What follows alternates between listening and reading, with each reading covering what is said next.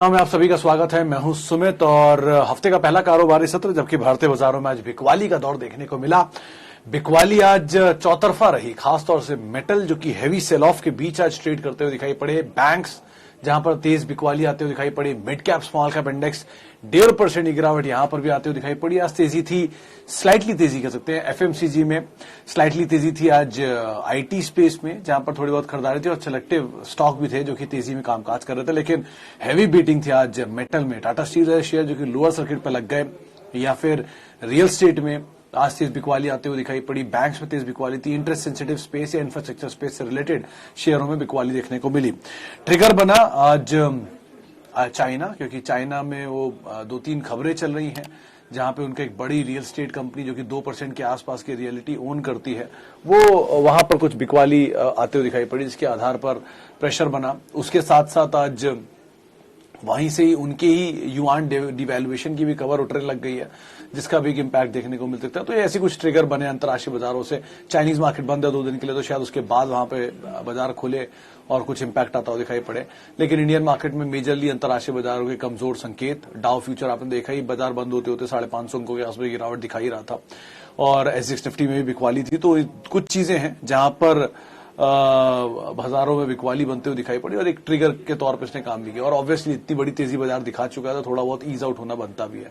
तो ease out होने के एक रीजन मिल गया और मार्केट्स में आज प्रेशर आता दिखाई पड़ा। खैर, अच्छे स्टॉक अच्छे दाम पर मिले तो अभी भी आप कलेक्ट करिए, बढ़िया अपॉर्चुनिटी के तौर पर आप इसे देखिए भी। चलिए अब आगे बढ़ते हैं और कुछ सवाल जवाब का सिलसिला शुरू करते हैं। सबसे पहला सवाल प्रियांश साहू साहब का। सर, क्या मार्केट बाजार से 5% करेक्शन दिख सकता है? सर, पहली चीज 5% क्या करेक्शन होता है? करेक्शन तो और बड़ा होता है, लेकिन 5% करेक्शन दिख सकता है या नहीं ये तो मुझे नहीं पता। लेकिन इतना जरूर पता है कि अगर थोड़ा थोड़ा बाजार टूटना शुरू हो और आपका अच्छा वॉच लिस्ट के स्टॉक नीचे मिलने शुरू हो जाए तो आप उन्हें ऐड कर सकते हैं। मतलब ये तो कोई भी नहीं जानता और कोई भी टाइम नहीं कर सकता बाजार को कि कहां पर इसका फॉल का बॉटम है और कहां पर इसकी तेजी का टॉप है। लेकिन ये जरूर कर सकते हैं कि हर गिरावट में अच्छा शेयर आपको नीचे मिल रहा है तो आप जरूर ऐड करिए। बढ़िया शेयरों को नीचे के दाम पे मिलना हमेशा अच्छा होता है, ऊपर के दाम पे निकलना हमेशा अच्छा होता है पार्शियली। तो आप वैसे कॉल ले सकते हैं। और करेक्शन स्टीपली मिले ना मिले, क्योंकि जरूरी नहीं है। मिड कैप पहले भी टूट रहे थे, आज 1.5% और टूट गए। तो अगर मान लीजिए फ्रंट लाइन इंडेक्स इतना नहीं टूटता है तो मिड कैप तो टूट ही रहे हैं। दूसरा, क्या पता मिड कैप चले और फ्रंट लाइन टूट जाए। पिछले दिनों निफ्टी ऑल टाइम हाई पर था, लेकिन हीरो मोटो को आप मारुति लूपिन जैसे स्टॉक ईयर लो पर थे। तो जरूरी नहीं होता कि बाजार चले सारे शेयर चले, बाजार टूटे सारे शेयर टूटे। तो अकॉर्डिंगली आपको कॉल लेनी होगी। अच्छा जी, आगे बढ़ते हैं। सुमित जी का सवाल है, सर मार्केट में निफ्टी 20, बैंक 20, जूनियर 20 में इन्वेस्ट करना ठीक रहेगा? सर, बैंक 20, निफ्टी 20, जूनियर 20 उनके लिए सही है जो बाजार को नहीं समझते हैं। नए निवेशक हैं जिन्होंने बाजार में नया निवेश किया है और वो एक साथ तमाम स्टॉक का फंड या पूरा अगर वो बुके लेना चाहते हैं तो जरूर हाँ, इस तरह के इन्वेस्टमेंट में करने चाहिए और इस तरह से ही उन्हें बाजार में एंटर करना चाहिए। थोड़ा थोड़ा इनको आप पोर्टफोलियो का हिस्सा जरूर बनाएं और थोड़ा थोड़ा आप बाजार में शेयर भी लीजिए, क्योंकि शेयर में डिविडेंड मिलता है। अच्छी कंपनियां बहुत अच्छा डिविडेंड देती हैं। उन डिविडेंड का हिस्सा आपको इस टाइम पे, जब मंदी आती है बाजार में और शेयर टूट जाते हैं और परफॉर्म नहीं कर रहे होते हैं, तब डिविडेंड रिटर्न देता है। जब शेयर परफॉर्म कर रहा होता है डिविडेंड को लोग भूल जाते हैं। तो अच्छे शेयर, बढ़िया डिविडेंड वाली कंपनियों को आप लेके रखिए। आईबी रियल स्टेट में स्टॉप लॉस। कौशिक साहब, आईबी रियल स्टेट में स्टॉप लॉस तो अगर आप ट्रेडर हैं तो आपको लगाना पड़ेगा। फंडामेंटल इन्वेस्टर हैं तो आप समय दे सकते हैं और आराम से ऐड भी कर सकते हैं, कोई दिक्कत नहीं है। 80 रुपए वैसे तो फीजिबल बैठता है, लेकिन वो बहुत दूर है अभी, तो ऐसा कुछ नहीं है। आज का एक ही झटका लगाया खाली। और दूसरा, जुबिलेंट फूड और इंडिगो में, जुबिलेंट फूड तो बहुत महंगा शेयर लग रहा है मेरे हिसाब से।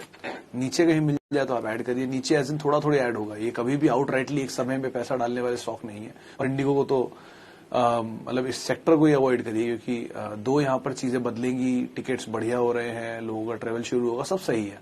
आपके पास है तो आप जरूर बने रहिए, लेकिन नया निवेश अवॉइड करिए। Jubilant food is a good stock, नीचे मिल जाए आप जरूर ऐड करिए। और आईबी रियल में घबराइए मत, एक ही फॉल है अभी तो। इसमें बाजार में बज है कि 30 तारीख तक कुछ ना कुछ बड़ा आने वाला है, तो अकॉर्डिंगली आप रणनीति रखिएगा। Best stock to buy for now long term except auto. Sir बढ़िया स्टॉक में आप कौन सा शेयर बताऊं, बहुत सारे नाम है। टाटा कॉम ही मेरे दिमाग में हर बार ही आ जाता है, वो ऑटो नहीं है फिर भी। उसके अलावा इंडिया बुल्स रियल एस्टेट अच्छा टूटा है, लॉन्ग टर्म में आप इसे होल्ड कर सकते हैं, ले सकते हैं, कोई दिक्कत नहीं है। जेके सीमेंट नीचे मिल जाए जरूर ऐड करिए। और आज जीएसएल हिसार भी अच्छा टूटा, लेकिन मेटल है, थोड़ा भी और प्रेशर रहेगा, थोड़ा और नीचे मिल जाए ऐड करिए उसको आराम से। अच्छा सर आगे बढ़ते हैं। एप्पल और Pfizer long term investment. Sunny साहब फाइजर मस्ट हैव है, आप और नीचे मिल जाए और ऐड करिए। ये मतलब इसे अभी पढ़िएगा, जॉम्बी स्टॉक बोलते हैं वर्ल्ड वाइड।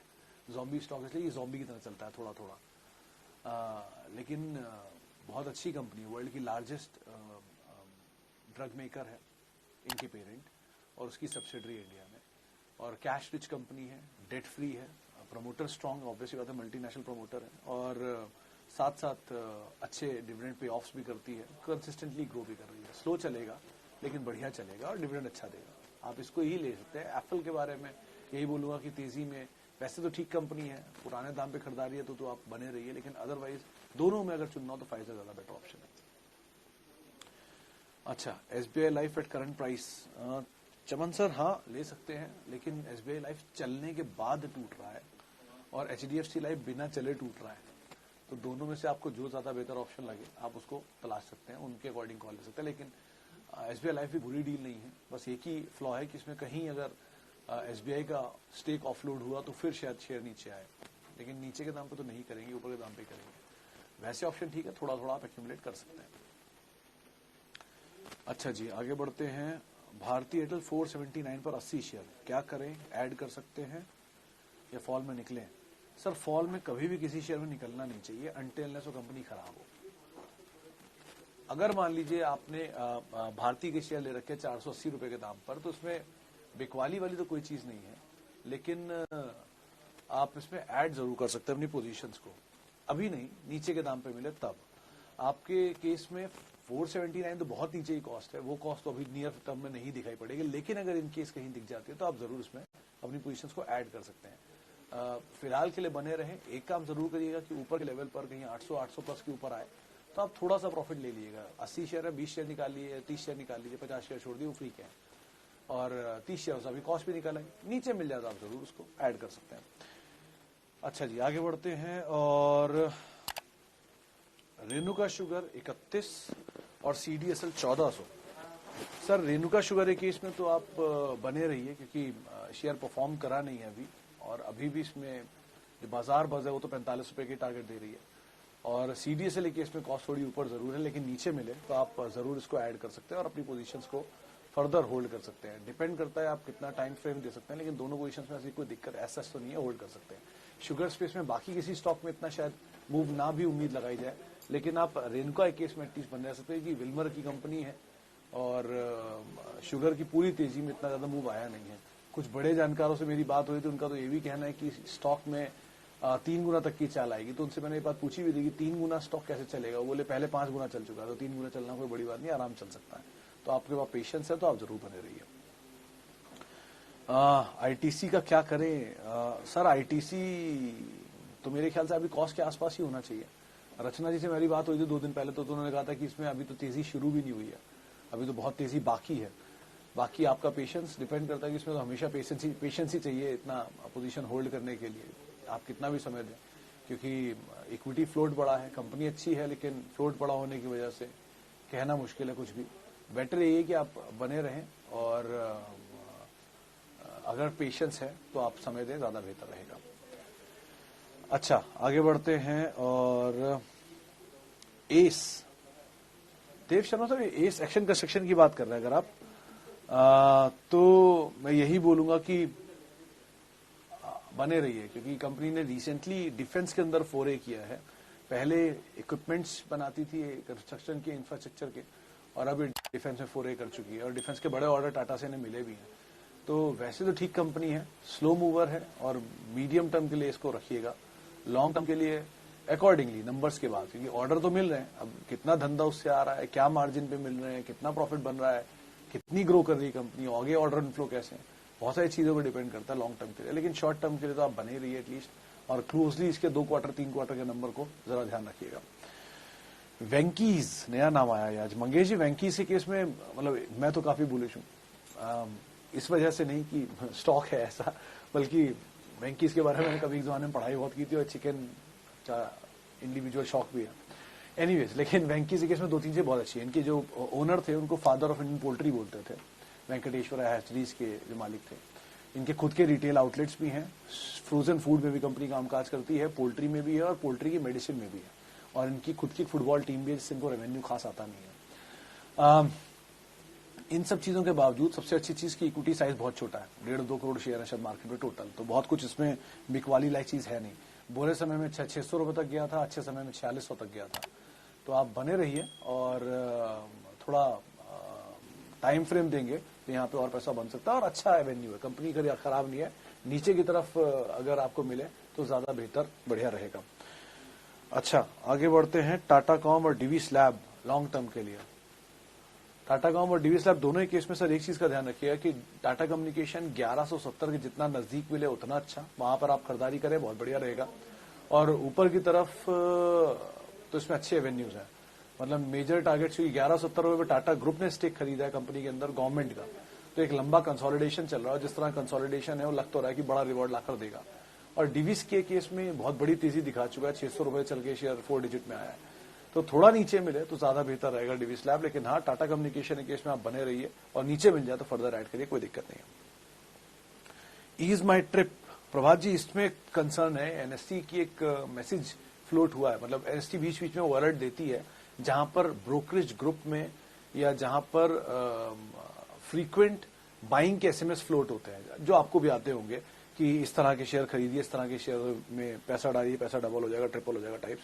तो उसमें एनएससी ने अलर्ट दिया है कि ईज माई ट्रिप का भी नाम फ्लोट हो रहा है, इसीलिए आज इसमें ज्यादा शुरुआती कारोबार में बिकवाली आते हुए दिखाई पड़ी थी। बहुत बड़ी तेजी आ चुकी है, 200 का शेयर 600 हो चुका है। बेटर यही है कि अब अगर प्रॉफिट है तो आप लेकर निकल जाइए। थोड़ा मतलब कहीं भी अगर धुआं उठ रहा है तो आग लगी होगी तभी उठ रहा है, बेटर है कि अवॉइड करें। बहुत सारे शेयर है, उनमें आप पैसा डाल दीजिए। अगर तेजी बन रही है, पैसा बन रहा है तो आप निकल जाइए, पैसा नहीं बन रहा है तो पैसा बनने तक इंतजार करिए, वहां निकल जाइए, ज्यादा बेहतर रहेगा। अच्छा जी, आगे बढ़ते हैं। और पीएनबी 35 रुपए पे। स्वप्निल साहब, आज एक जानकार से मेरी बात हो रही थी, उनका भी मानना है कि इसमें जो एसओटीपी वैल्यू होती है, जिसमें एसबीआई चला, जिसमें एलएनटी चला, जिसमें कोटक चला, मतलब जो इनकी इन्वेस्टमेंट्स हैं अलग अलग आर्म्स में, उसके लिहाज से एक अच्छी वैल्यू पीएनबी के अंदर है। तो बाजार ने भी उसे आइडेंटिफाई किया नहीं है, तो वो शायद कर सकता है कुछ समय में। इसीलिए जरा देख समझकर आप टाइम देंगे तो शायद पैसा बन सकता है। थोड़ा समय दीजिए और बने रहिए, ज्यादा बेहतर रणनीति रहेगी इसके केस में। Laxmi organics holding since allotment. Hardik साहब, फिर तो आपको पैसा ट्रिपल हो गया होगा आई गेस, क्योंकि 150 रुपए के आसपास का आईपीओ होता था, 200 रुपए पे लिस्ट हुआ था और उसके बाद अब 600 रुपए तक गया था, वहां से नीचे लोअर सर्किट लग रहे हैं। तो प्रॉब्लम तो कुछ नहीं लग रही। अगर आपके पास मान लीजिए 100 शेयर है, से फॉर एग्जाम्पल, तो आप 20 शेयर निकाल लीजिए, आपकी कॉस्ट निकल आई। बचे हुए शेयरों को आप छोड़ दीजिए फ्री के, वो अब जहां मर्जी जाए। एक दूसरा, कंपनी के नंबर से प्रॉब्लम नहीं है, लास्ट क्वार्टर के नंबर बहुत अच्छे आए थे, ये क्वार्टर के नंबर भी अगर अच्छे आते हैं तो फुल ईयर समझ में आ जाएगा किस तरह के नंबर्स बनेंगे इसके। और अगर इस तरह के नंबर कंपनी देती है तो इसमें ग्रोथ बहुत है। पिछली बार 121 करोड़ का मुनाफा आया था पिछले साल, इस तिमाही में खाली 107 करोड़ का मुनाफा आया। तो आप अंदाजा लगा लीजिए कि इस तरह की ग्रोथ कंपनी दे रही है। डेट रिड्यूस की है, कैपिटल एक्सपेंडिचर किया है और नई कैपेसिटीज का फायदा मिल रहा है। तो वैसे कंपनी अच्छी है, लेकिन इतना पेशेंस आपने दिया है, थोड़ा प्रॉफिट भी ले ही लीजिए, कोई बुराई नहीं है उसमें। नीचे कभी मिल जाएगा तो आप और बढ़िया ऐड करिएगा इसमें। अच्छा, आगे बढ़ते हैं। टाटा स्टील 692 प्रॉफिट बुक करें या और ऐड करें? अर्षद, बहुत ट्रिकी सवाल है ये। वैसे तो आज लोअर सर्किट लगा तो आज तो प्रॉफिट बुक करने का मतलब नहीं बनता, गिरते शेयर में प्रॉफिट कोई नहीं बुक करता। लेकिन आपकी कॉस्ट से डबल है तो आप एटलीस्ट ये तो कर सकते हैं कि हाफ शेयर निकाल लीजिए, हाफ शेयर छोड़ दीजिए। हाफ शेयर आपके फ्री के हैं, उन्हें हमेशा के लिए छोड़ दीजिए और इन हाफ शेयरों का से इंतजार करिए। कुछ और ऐसे ही टाटा स्टील टाइप आपको नीचे मिलेगा, वो ले लीजिएगा। टाटा स्टील तो आई गया ना आपके पोर्टफोलियो में, कुछ और नीचे मिल जाएगा तो आप वो ऐड कर लीजिएगा, ज्यादा बेहतर रहेगा। इससे कुछ पैसा भी मिल जाएगा आपको और लॉस भी नहीं होगा, और एटलीस्ट आप इस डायलेमा से भी दूर हो जाएंगे कि निकले कि बने रहें। अच्छा जी, आगे बढ़ते हैं। और HAL, IRCTC, LNT समीर साहब LNT बने रहिए, IRCTC तेजी में प्रॉफिट बुक कर लीजिए। अगर प्रॉफिट के शेयर हैं आपके पास, मतलब कॉस्ट निकाल लीजिए, प्रॉफिट छोड़ दीजिए, और HAL भी कॉस्ट निकाल लीजिए, प्रॉफिट छोड़ दीजिए, ज्यादा बेहतर रहेगा। सिर्फ LNT के अंदर बने रहिए, नीचे मिल जाए आप और ऐड करिए। Sudarshan chemical, Laxmi organic, Deepak nitrite, which is the best for long term? Sir best one is Sudarshan, Deepak बहुत चल चुका है इसलिए नीचे मिल जाए तो ज्यादा बेटर है, और लक्ष्मी भी बुरा नहीं है। तीनों कंपनियां अच्छी हैं और अलग अलग केमिकल स्पेस के अंदर है। अब अमंग द थ्री जो बेस्ट आप चुनना चाहें, सर कंपनियां अच्छी हैं, दाम इंपॉर्टेंट है, जिस दाम पे आपको मिल जाए वहां पर आप कॉल लीजिए, वो ज्यादा बेहतर रहेगा, क्योंकि यहाँ पर अब खेल क्वालिटी का नहीं है, खेल प्राइस का है। तो प्राइस कहीं अच्छा मिले तो आप तीनों में से किसी भी एंटर कर सकते हैं, लेकिन बढ़िया तेजी तीनों दिखा चुके हैं, तो अभी कुछ भी कहना इनके बारे में थोड़ा मुश्किल रहेगा। चलिए एक आखिरी सवाल और ले लेता हूं। सवाल है Relaxo good level to buy? Sir Relaxo का जरा चार्ट खोल के देखिएगा कभी, बहुत पुराना इतिहास से, तो आपको समझ में आएगा कितनी बड़ी तेजी दिखा चुका है और कितने बड़े मूव के बाद ये ट्रेड कर रहा है। नेवरलेस बाटा पहली कंपनी बेस्ट, सेकंड रिलैक्सो, तो दोनों में आप फॉल्स में खरीदारी करिए, ज्यादा बेहतर। आज तो फॉल का पहला दिन था, इंतजार करिए, अच्छा मिड कैप में फॉल और मिला, हायर लेवल से रिट्रेस हुआ, तो आप जरूर इसमें ऐड कर सकते हैं। चलिए फिलहाल अब इतने सवालों को मैं शामिल करूंगा। माफी उन सभी लोगों से जिनसे आज हम बातचीत नहीं कर पाए, और बहुत बहुत शुक्रिया उन सभी लोगों का जिन्होंने हमसे सवाल पूछे और कार्यक्रम का हिस्सा बने। आपसे कल फिर मुलाकात होगी मंगलवार के दिन, लेकिन ध्यान से, क्योंकि बाजार में बिकवाली बढ़ी है, संभल कर ट्रेड करिएगा। और आप मेरे साथ जुड़ सकते हैं @sumitresearch मेरा